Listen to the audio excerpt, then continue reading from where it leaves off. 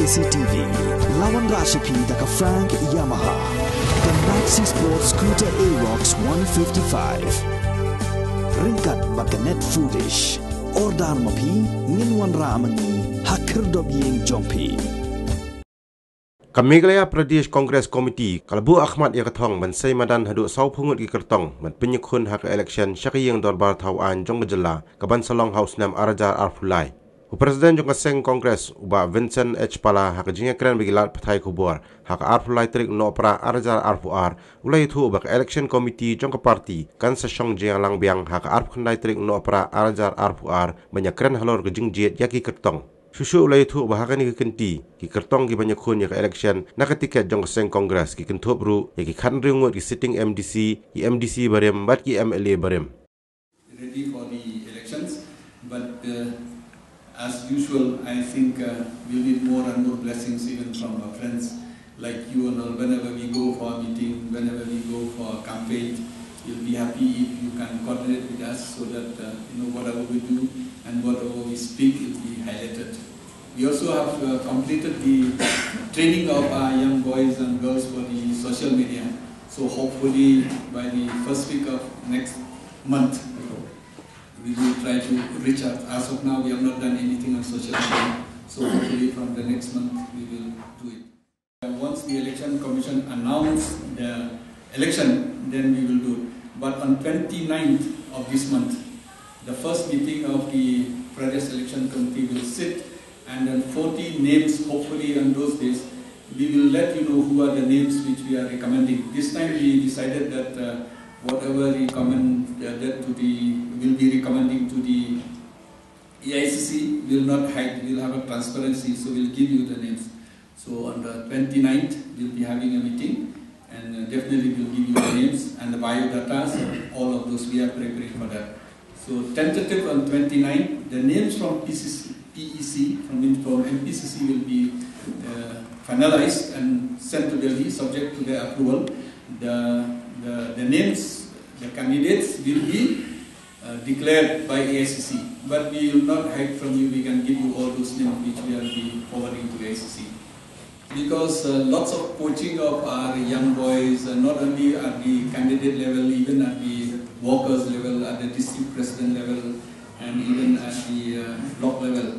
So we try to lie low, but there's a limit for us when to lie low also. That's why we lie low for sometimes.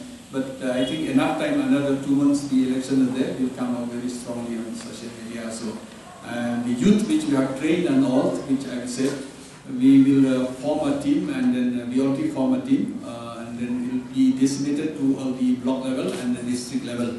So the mainly responsibility of the youth is at the war room, where we will give to all the concerned block levels and the district levels.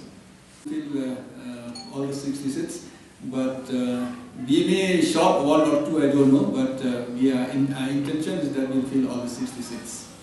I think that's not an issue whether sitting candidates, whoever is sitting or non-sitting. For example, Pynïakhun was an MLA, he lost. So I think he is strong enough. Dr. Celestine.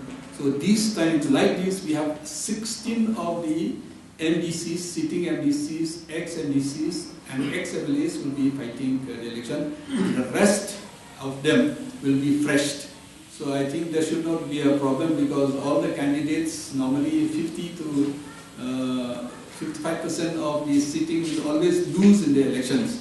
So I think that should not be a problem for all of us. Though we don't have a single sitting MLA, but we have ex-MLAs, we have sitting MDCs, we have ex-MDCs, and we had those who contested the last time. They lost by 200 votes, and some of them lost by 70 votes. So I think those are as good as the sitting MLAs only.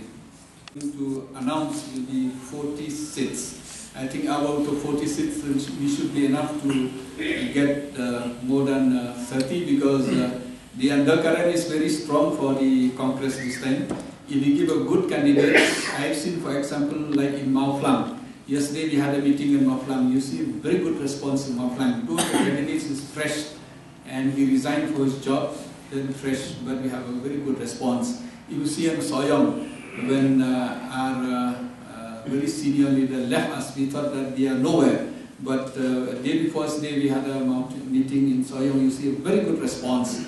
So wherever we have fresh candidates, for example like Thmu, you see Thmu, Bachal left, but that day we had a block meeting in Thmu, very good response. So I think the response of the people, if we give them a qualified, good candidate, free from any corruptions, people will turn to the Congress this time. So our job now is to give the best whatever we have candidates. That's why we are very confident on Congress on its own we should cross 30. We don't have a minimum qualification or a maximum qualification this time. But a qualification, it doesn't mean only what you pass. A qualifications also means what you experience. Some of them are very experienced who work in the party also, and some of them who already work in different parties and join also. So I think we don't set a minimum qualification or a maximum. But definitely it's the first time if you see that the candidate will have the IITians who have been teaching in IIT. The first time we will have also 4 or 5 of our candidates who have done MBA in finance, MBA in HR and others. The first time you see we have also a doctorate from professor who left the job like a director of department or a joint director of a department who left the job and joined the party. And even like Soyong, the student of customs, who left his job and joined the party. And so many engineers also who are contesting this time, who left the job and joined the party. So a lot of enthusiasm in the party, it seems, wherever you go, be in Gao Hills, be in Khasi and Giant Hills. That's why we are the national party. You know, the investment, like it doesn't matter not only the cash which the government is giving, the cash people will give, but the investment which the Congress has done in giving infrastructure, like in health infrastructure, in sports, in youth, in education, all these infrastructure, it is also part of the investment which the Congress has done. So people will not look only from the money. I think people also will look into the confidence level and the trust level they have on the candidates and the party. So when we go to fight election, it doesn't depend only on the candidate, it also depends on the party and the candidate, and also as a team which will make it. So we don't fight elections based on money like others, but we're going to fight election based on the trust level and the preparation which we have and the hard work which we have on the ground. I think that's more important. It's the first time we instruct our candidates to go door-to-door meeting. I think that's a huge investment which we connect with the people, door-to-door meeting. Mahilas are doing door-to-door meeting, the workers and the youths are doing door-to-door meeting. I think we may not be able to give the money, but we connect with the people, and that's also, I think, is one of the main reasons for the coming election which the Congress will have an upper hand. Every election is a challenge. I don't say there's no challenge. Every election is a challenge.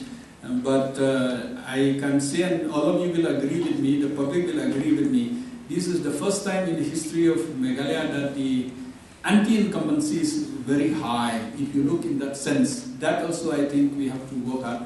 Like I always say with our workers, when we are not going to win the election based on the failures of the government, but we are going to win the election based on our hard work, based on the team which are building, and based also on the truth which will come out. So that's why we have a team here. Pynïakhun is heading a team where we are going to charge the government also. We'll tell what are the promises which the government has made, what the BJP has made, what the NPP has made. We'll come up and we'll expose them also. And then the chairman of Pynïakhun, we are preparing all those issues also. And the third Celestine, we are also preparing the roadmap, the vision of the party. So I think when we come up, all those issues, I think all those challenges will be easier for the Congress. People will understand better that only the Congress can bring back all those glory of Meghalaya, be it in tourism, be it in employment, be it in law and order, be it for the farmers, be it for the institutions, educations. Only the Congress can bring those. So I think the challenge will always there. We accept the challenge and we'll overcome the challenge also. Definitely, I fully agree with the UDP who has complained against NPP. They are the government, they know better than us. And if you remember correctly, I think in my previous press conference, I said that we in the Congress, we are just like that houses which have been blown away by the cyclone. But we have repaired it, we have renewed it, we have painted it. Now it's all new, look new, brand new. So we're ready for the elections. The same thing. I also told that these parties, the UDP, NPP, there will be lots of infighting inside. So the infighting will become more and more towards the election. On that ground also, Congress will have a mileage where we are working unitedly within the party to fight against the other parties. Whereas the other parties, they start fighting amongst the coalition, fight getting within the party. They already started dividing the portfolios. Who should be a finance, who should be a public works department. If you see some of the parties, they've started dividing the portfolios. But we in local Congress, we are generally fighting the election. But for them, I think that overconfidence, that infighting become more and more towards the elections. So I fully agree with you that the infighting amongst the coalition partners will be more and more. If you see how the BJP is poaching the NPP's candidates, MLAs, and other things also I think have yet to come amongst them. I think Congress is like manufacturing industries in the sense like, we train, you get the candidate and somebody come and buy them, but we still have enough candidate with us.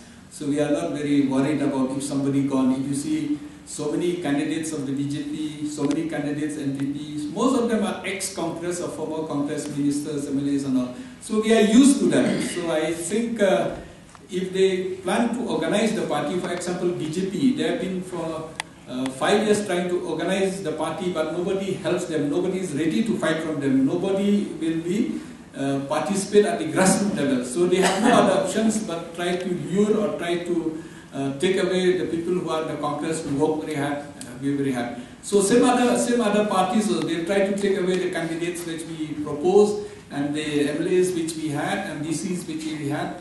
You've seen Paidang has stated, Paidang is a very responsible minister in the MDA government. He said that crores and crores of money has been offered to him. Like that, the same thing, I think we will not disclose, but even to our candidates also, to our existing candidates also, crores and crores of money has been offered to us. Some of them have gone, some are still with us. So I think that is not a new, everybody knows, it's a fact that the Congress, we are training and somebody has taken us. We don't mind because ultimately those who are in the Congress and whenever we go to the field, at least they'll not talk ill about the Congress.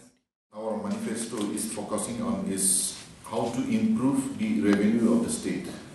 When we talk of running a government, we can give an example of running a household. For the household to be sufficient, we need funds. So in our manifesto, we have decided that the moment the Congress comes to power, all leakages when it comes to revenue will be blocked. And revenue that is supposed to come through tourism, that also will have a special committee. If we have to study the examples of other states like Sikkim, or if we have to study the example of Bhutan, where tourism really benefits the local people. Unlike what is happening now in Meghalaya, where every tourist who comes, the tourist vehicle itself is hired from Assam, the food itself is packed from Assam. So all that we get is only the garbage that is left behind. So the Congress party will look into it and convert the tourism potential of the state into a real revenue generating activity for the people.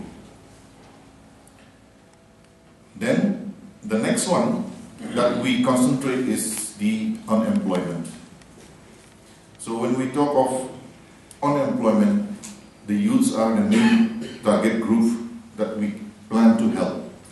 So through entrepreneurship programs, through hand-holding programs, instead of wasting money in so many activities like festivals, this and that, we can utilize those funds and redirect them into helping our youths to stand on their own feet by starting maybe small-scale industries or cottage industries. By hand-holding them, we can always create employment for them. Also, the issues of delay in filling up vacant posts in the government. In the recent past, we have seen how the youths who have participated in the written test, physical test for the enrollment in the police department, till now nothing has happened. So the Congress party will take care that these things will be done in record time, in a short time. All the vacant posts that are lying, we will fill up. Then, the issue of women empowerment. We have seen so many schemes that have been doled out by the present government. Too late and too little. The Congress, if it forms the next government, all the schemes that are meant to be given to help the women, to help the youth, will be done in time, not late. For example, one of my friends has told that if the piglets were distributed 2 years ago, by now those beneficiaries would have had 10 to 15 piglets out of those. But giving out things just before the election, this is just a wasteful expenditure of public money. ILP is also a subject which has to be agreed on by the central government. If ILP can be issued by the government of Meghalaya, I think the Congress government would have done it much earlier. So, sincerely, we will look into it. In fact, the previous government has passed a resolution in the Assembly. Even the present government has passed a resolution, but till now we have not been able to convince the central government. As I said in the beginning, all the revenue leakages will be plugged. And how we are going to do that is we will be using the help of technology. So any payment that is to be given towards the government will always be digitized. So that is one of the agenda that the Congress will install once the government is formed. In fact, in the previous government where I was an MLA, we have passed that bill, which is an act for the Meghalaya Resident Safety and the full name I cannot remember now. MMRSA, Meghalaya Safety, the Residents of... Yeah. That act has been passed. It is only left to be implemented, which this present government is not willing to do. So if that act is implemented, the issue of influx will automatically be solved.